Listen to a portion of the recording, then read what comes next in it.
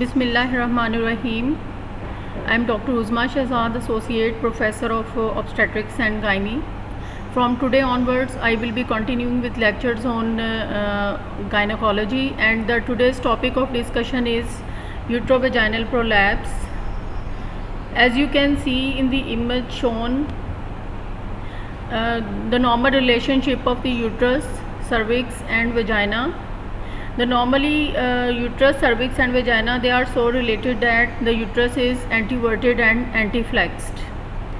Anteversion means the angle between the long axis of the cervix and vagina, while anteflexion is the angle between the long axis of the uterus and that of the cervix. And these relations are seen when all these structures are in a normal anatomical position and they are normally related to each other. While uterovaginal prolapse or genital prolapse, it is the downward displacement or descent of one or more of the genital organs and their associated structures. That includes uterus, cervix and vagina, and anteriorly located urethra and bladder, while posteriorly related rectum and pouch of Douglas or rectouterine pouch. When any of these structures they move beyond their anatomical position through fasciomuscular pelvic floor, it will be termed as genital prolapse, and it can be divided according to the pelvic structures which is involved in prolapse. The prolapse of the different walls of the vagina can be described according to the associated structures. If there is a prolapse of the anterior vaginal wall involving the upper 2/3 with the base of the bladder, it is termed as cystocele, while if the prolapse is involving the anterior vaginal wall in the lower 1/3 part associated with urethra, then it is termed as urethrocoele, while a complete prolapse of the anterior vaginal wall along with the base of the bladder and urethra, it will be labeled as cystourethrocoele. This image is showing cystocele with a downward displacement of the anterior vaginal wall along with urinary bladder, which we know is termed as cystocele, while the prolapse of the posterior vaginal wall, it will be involving the either the rectum in the lower 2/3 and it will be termed as rectocele, associated with the prolapse of the posterior vaginal wall in the lower 2/3, while the prolapse of the upper 1/3 of the posterior vaginal wall associated with pouch of Douglas herniation, it will be termed as enterocele. The image is showing rectocele on the right side with downward displacement of the posterior vaginal wall with the downward displacement of anterior wall of the rectum associated with it, that is termed as rectocele. The wall prolapse is another term which can be described in cases of uterovaginal prolapse. In such case, the hysterectomy has already been performed and the uterus is absent, and the descent of the vaginal vault occurs and it descends upsides down and sometimes may become inverted, and this usually is common after subtotal hysterectomy. The vault prolapse is common where improper ligamentous support is there or in postmenopausal patients. The image is showing the female pelvic anatomy post hysterectomy. The image on the right side is showing that the uterus has been removed and the vaginal vault is normally situated between the bladder and rectum, while the second image on the left is showing prolapse or downward herniation of vault associated with downward displacement of the pouch, and this is termed as vaginal vault prolapse. The uterine prolapse can be described as either uterovaginal or vaginouterine, depending upon which part of these two is prolapsing first. Uterovaginal prolapse, here the uterus is descending first, followed by vagina, and it occurs in cases of congenital weakness of different cervical ligaments, and it occurs in nulliparous patients and is not related to obstetric trauma. While in case of vaginouterine prolapse, the vagina descends first, followed by uterus, and it occurs in cases that occur following obstetric trauma. Uterine prolapse can be described as the extent of the disease, and it can be classified as first, second and third degrees depending upon the amount of the prolapse, where the cervix is descending below its normal anatomical position on straining, but it is not protruding out of the introitus. And this external os of the cervix, it lies at the level of the ischial spines. It will be labeled as first degree uterine prolapse, while in second degree of prolapse the cervix is protruding outside the introitus on straining, and in third degree prolapse, which is also termed as complete procedentia, whole of the uterus is prolapsed outside the vulva and the vaginal wall becomes inverted over it. Enterocele is usually associated with complete procedentia or third degree prolapse. This slide is showing different degrees of the uterine prolapse. The first upward position is showing that before prolapse the uterus becomes retroverted, and then it descends downward. In first degree of prolapse the cervix is seen at the level of ischial spines, while in second degree of prolapse it is protruding outside the introitus, while in third degree the uterus is lying outside. Then what are the different causative factors which are causing prolapse in patients? The primary cause here is a weakness of the supporting structures of the uterus and vagina, and the most common cause for weakness is trauma that is sustained during childbirth. Different predisposing factors include the weakness of the pelvic cellular tissues. Here we know that cervical ligaments, they are the main support of the uterus. These are also termed as transverse cervical ligaments or Macken-Rodgers ligaments, and these are usually damaged by obstetrical trauma, or patient is having a congenital weakness of the collagen tissues, or sometimes the postmenopausal atrophy can lead to a weakness and laxability in these ligaments. And injury to the pelvic floor which is sustained during childbirth may be a reason for weakness of the pelvic cellular tissues. Whenever a patient comes to us with the varying degrees of the uterovaginal prolapse, the symptoms will depend upon the degree of the prolapse. The patient is having a feeling of heaviness at the perineum or weakness at the perineum, which increases particularly towards the end of the day, and the patient may notice a mass or something coming out of the vagina, which usually occurs on straining, and if the patient lies down it may disappear. And depending upon the anterior or posterior walls involved and associated structures involved, it will cause different symptoms.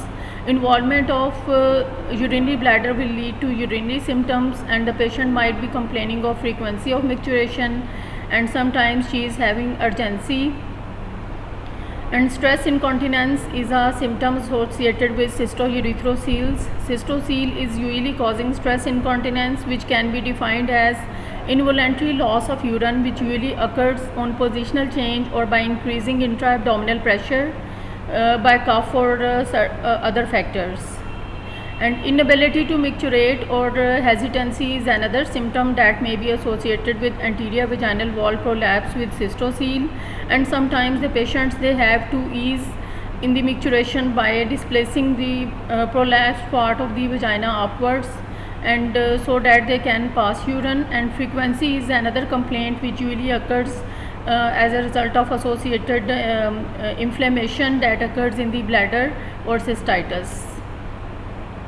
Rectal symptoms will usually arise with prolapse of the posterior vaginal wall with associated rectal symptoms. The patient is having a feeling of heaviness in the rectum, and sometimes they have a constant desire to defecate, and repeated straining can lead to development of hemorrhoids. And other vague symptoms that can be associated with these major symptoms are backache, congestive dysmenorrhea, and sometimes menorrhagia is there. And sometimes the patients, they are just complaining of vaginal discharge, which later may become blood stained as a result of necrosis and ulceration which is occurring in the prolapsed part of the cervix or uterus. Once we have established the degree of prolapse which is present in the patient, we have to plan a treatment for that. But before treatment, we should focus at the prevention of acquired form of prolapse which occurs during obstetric trauma. And we know that a proper antenatal care, it should be focused at avoiding these factors that can lead to childbirth trauma. The pelvic floor, it should be strong and elastic, that will help in the internal rotation of the fetal head in second stage of labor, and the baby can easily traverse through the pelvis without any sustained trauma to the pelvic floor. And intranatal care during delivery should be focused at obstetric standards, so that we can avoid etiological factors like avoid straining during first stage of labor before full cervical dilatation. And forceps, they should not be applied before full dilatation of cervix. Episiotomies should be performed where indicated, so as to avoid the hidden perineal lacerations that can lead to later damage to the perineal body and weakness. And fundal pressure to deliver the placenta should be avoided, and the placenta should be delivered by a controlled cord traction method. And a proper postnatal care, it also is aimed at prevention of later occurrence of this pelvic floor weakness or perineal weakness that can lead to development of prolapse later on. This involves an accurate repair of perineal tears or episiotomies at first hand by experienced obstetrician, and to avoid the occurrence of rectovaginal fistula. And if in the purpurium uterus becomes retroverted, then this needs to be corrected by positional exercises that involve knee chest positions, and pessaries can be used for this purpose. Pelvic floor exercises should be encouraged in the purpurium, and constipation should be avoided so that the patient should not strain in the purpurium when it is sustainable to cause downward displacement of the pelvic floor. Care of general health, it will prevent the debility and bad general health. The palliative treatment is focused in cases where we cannot move on to surgery, and it is indicated in certain cases in young patients where there is a slight degree of prolapse, like the patient is having first or second degree UV prolapse and the family is still not complete. Here we have to postpone the operation till the family gets completed, and this can be postponed as long as the symptoms are also mild. And the second indication for this palliative treatment using pessary is in early pregnancy. Here we are placing the pessary in early pregnancy, and it will be worn till the end of the 4th month, where the size of uterus, it will be sufficient to prevent its descent. If the operation is contraindicated due to certain reasons like lactation, severe cough, or patient is refusing for surgical repair, then we can use pessary treatment in these patients.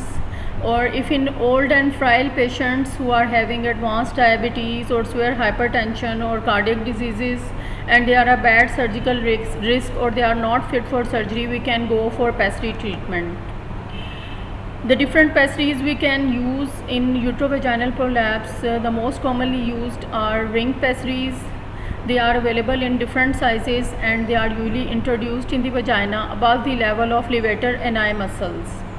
They stretch the redundant vaginal wall and will prevent the descent of the uterus that will be held up in the pelvis.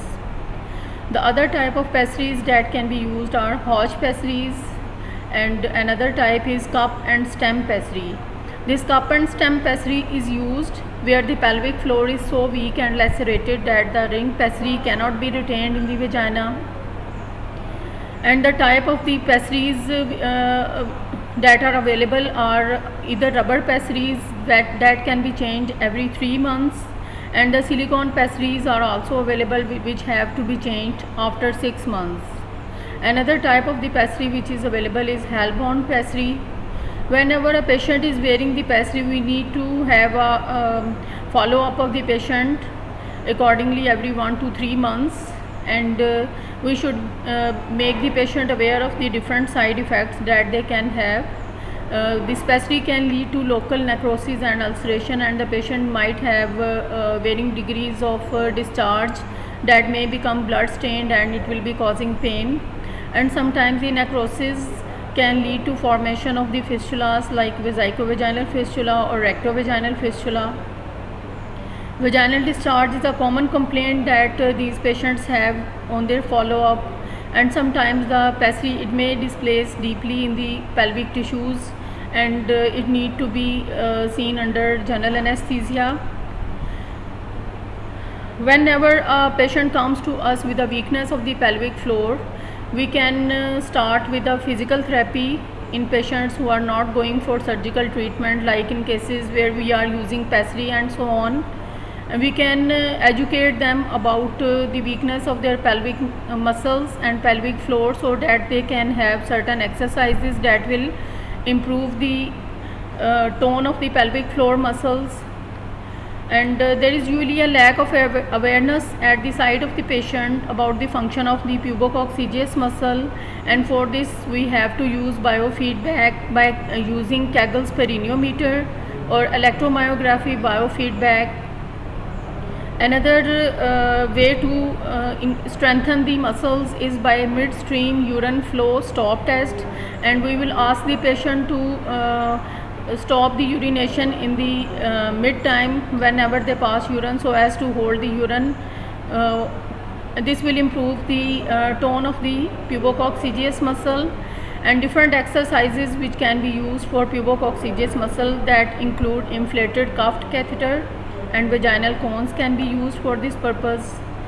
What the Kegel pereniometer is, it provides the patient a powerful sensory and visible biofeedback, and will measure the pubococcygeus muscle up to 100 millimeters of mercury, and we can assess the changes in pelvic floor strength as a result of the different muscle exercises that we are advising the patient.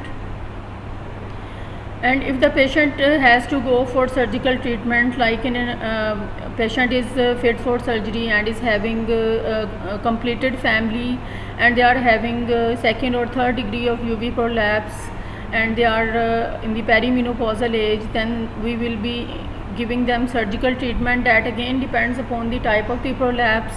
In case of the isolated prolapse, which is involving the anterior vaginal wall associated with cystocele, we can do cystocele repair or anterior colporrhaphy. While in case of the posterior vaginal wall prolapse, the procedure which is performed is posterior colpoperiniorrhaphy. And in case of uterovaginal prolapse, either it's second degree or third degree and is involving the cystocele and rectocele in association, we can perform vaginal hysterectomy with anterior and posterior vaginal wall repair or anterior and posterior colpoperiniorrhaphy. And in case of the wall prolapse which is occurring after hysterectomy, we can go for abdominal procedures like sacrospinous fixation and sacrocolpoplexy, and the details of these procedures are beyond the scope of undergraduate medical students. And in cases where the patient is having up to advanced degree of uterine prolapse like second degree, and they are still family is not complete and the patient is young and they want to conserve their uterus, here we can go for sacrospinous fixation or sacrocolpopexy. And another procedure which we can perform is Manchester's repair. Manchester's repair is involving a vaginal procedure or technique in which we are amputating the elongated cervix, and then we cut short the transverse cervical ligaments and tie them in front of the cervix, and this will be associated with anterior colporrhaphy and posterior colpoperiniorrhaphy. In such patients, they can then continue with their obstetric life and they can bear children, and but they are having certain degree of cervical weakness and they may need cervical stitch whenever they get pregnant. This is all about uterovaginal prolapse, and if you have any queries or questions regarding this lecture, you can contact through Google Classroom and so on. Thank you very much.